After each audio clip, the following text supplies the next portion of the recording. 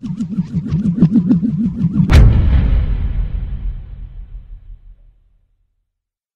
from our guys tonight are clearly our most complete game offensively and defensively, clearly our most energetic and energy-filled game. And that's all we kind of talked about all week, and all we talked about leading into the game was how would we compete, and not worrying about the score, not worrying about a missed shot or a turnover. How would we compete on possession after possession? And I think we competed very, very well today, and we're able to, make some shots and then obviously get the win. Andy, your team seemed much happier to be out there and play. See more smiles, more just, I don't know. Did you notice that? Yeah, I did, and I think it helps when you make shots. When you have some guys that make some shots, I think we feel good about ourselves. And so we were able early to kind of build a little bit of a lead, which is only the second time all year we've been able to do that. When the Louisiana Monroe game and this game are the only game that we've had leads to start. And so I think if we can get better starts and we can get off to situations where guys are making some shots and having some success, that doesn't make it as hard to play hard. It doesn't make it as hard to compete the way you need to compete. But like I said, that was our only focus all week, was how could we compete, through good plays, through bad plays. And I think it's what we got to teach some of these guys is that it's fun to play hard. When you really play hard and you have some success and you're out there and you're competing and you're playing together like we did today, that's fun. And it's okay to work really hard and have fun at the same time. Those things aren't mutually exclusive. Coach, you said in your 2 wins so far this season you haven't imposed your will on anybody. You feel like you did that a little bit tonight? I do. I think, from a defensive standpoint, I thought we were much better and not give them really good looks. I thought guys continued to fly around and contest shots that maybe in some other games we would have just stared and watched somebody shoot. I thought definitely on the backboards we competed much harder. I thought in terms of loose balls we were much more alert and aggressive to get those. You saw numerous guys getting on the ground and getting on the ground quickly, which is something we've been emphasizing during the course of practice. And it was nice to see, and I'm happy for the guys with the way that they played. They tested you in the second half early, cold and then winter, and tested in the fourth. That time, the media timeout came up a good time. But then you guys went on like a 16 or I think we had some guys that were really talking in the huddle. Kayvon especially was really speaking up in the huddle and talking to guys about cleaning up mistakes. They got the 3 threes basically on the same exact rotation that we didn't complete 3 times in a row. And it was our first halftime adjustment because in the first half they got a couple good looks on a similar play on a penetration and a kick opposite, which is that opposite guard's responsibility. And we got sucked in a couple times too many, and so we made the adjustment. And then you saw Marquise Reed got a deflection on a similar play later in the game. So it's nice to be able to adjust. And what I said to the guys after the game was, because after the game, okay, because our energy and our focus and things were where they needed to be to play Division I basketball, we could accept coaching and we could adjust easier. Some of our last games, it's hard to make adjustments because all you're doing is begging guys to try and play with the right amount of effort and energy. And so it's nice when they bring that to the table, and then you can actually try and coach instead of beg and plead and cajole. So, like I said, I was really happy with the way we responded, getting stops and finishing those missed shots with rebounds. Andre Frederick barely got off the bench for the first couple of games for you. And today, you needed it and you played in and responded pretty well. Yeah, Dre did, and I'm really happy for Dre because we sat him down after the game Sunday and said we need some more interior defense, we need some more rebounding, we need some more block shots, we need some more something. And we obviously had 4 straight days of practice this week, which helped us out a lot. We were able to orchestrate the teams where Dre wouldn't be allowed to sub, and so he had to stay in practice.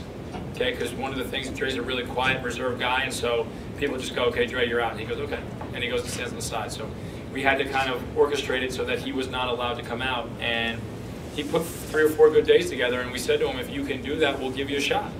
And obviously, he earned the shot. He stepped on the floor and really was able to make some positive plays. And so hopefully it's something that we can build on with him because he's an excellent athlete. He's a good shot blocker. He's a strong rebounder. He competes. In the time that he was in the game today, and hopefully we can show it to him and have him build on it and get better. Will that maybe increase his confidence about playing at this level? I hope. It should for normal human beings, but sometimes Dre. What do you think led to the solid offensive performance without Lucky Jones today?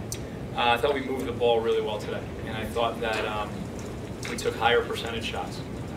And so when you do that, because you continue to work your offense or you continue to work your plan, bless you. You all right? When you continue to work your plan, you get high percentage shots. I mean, Rodney obviously hit a tough one in the second half.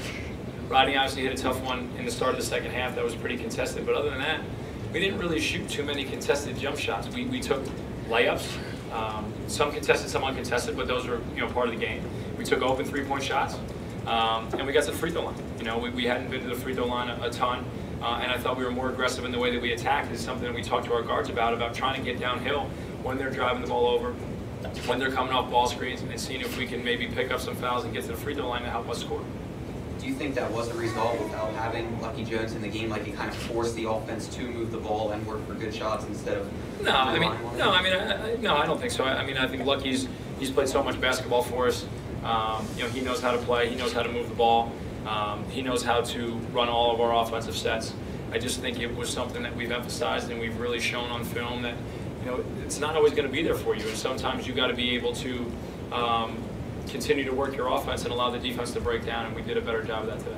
Obviously, you got a solid performance from Elijah Minnie today. What kind of growth have you seen from him over the beginning of the season? About 2 weeks, I think we talked about it in after the Buffalo game. About 2 weeks ago, he came and said, "What can I do to play more?" And I said, "You have to practice better. You have to be more productive in practice. And the way you practice is the way you play. And if you would have seen us practice the last 3 or 4 days, you'd see a guy who was mentally engaged in practice, who was communicating in practice, who was getting to the glass frequently in practice. Sometimes the shot would go up and he'd be in the deep corner and he's just sprinting there and getting a hand on the ball. And so he's creating some really good habits that he's carrying into the games, and you're seeing some positive results. One of the things that we like about Elijah is that he wants to play. He wants to be on the floor. And I think he's learning that at this level, the way you practice is the way you play. And so if he can continue to have really good practices, hopefully his production will continue to stay at the level it is, if not improve. Jim Terry said the key of the game was Kayvon Stewart. Yeah, Kay was, it was by far his best game this year. Felton's been in his ear hard for the last week. One of the things that we've said to Kay is he's the guy in practice who brings a lot of times our energy, brings our toughness, brings our swagger. I don't really like to say swagger, but yeah, I'm trying to keep my street credit up.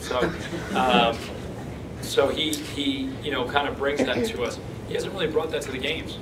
And Velton actually did a really good job. He put together some clips of Kayvon from last year, some positive plays he made, some aggressive plays he made, and showed him those clips and said, that's the guy that we need. And so Kayvon was able to kind of take that message and bring it into the game. And I thought not only did he play aggressively, I thought he played aggressively but under control, which, at times, sometimes he gets going and, he can get out of control. And so, I was really happy with the way he played. His communication today was great. Him and I were on the same page, which is nice. And, he helped really orchestrate our offense and get us going on both ends of the floor.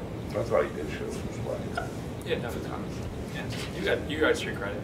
You live in the streets of Coriopolis. Been reading. Yeah, we got swag now. Coach, we've seen kind of mistakes snowball with his team early on. At the end of the game, even though the game's in hand, you get a couple turnovers there, but you're able to kind of steady the ship. It wasn't those long stretches of just constant mistakes. What was the difference today that allowed you guys to kind of come out of those? You got to keep playing. There's going to be mistakes in the game, and obviously I think guys, sometimes they worry about making those mistakes, and that kind of paralyzes them at times. And we got to move on. The game's moving too fast. Obviously in practice at times we'll stop that and talk about it. Well, there's no whistle. You got to keep playing. And I think guys are learning that the worst thing you can do when you make a mistake is stop and then compound it. We were doing a lot of stuff this week with drill work that if we turned it over, and the defense was able to recover and get a stop, we wouldn't deduct points from the team that turned it over. You know, to try and say to them, if you can keep playing and you can make a good play afterwards, it's going to help our team. And I think you saw that. Some guys turned it over, but everybody's coming back and we're able to build our defense. Oh my God. Yep.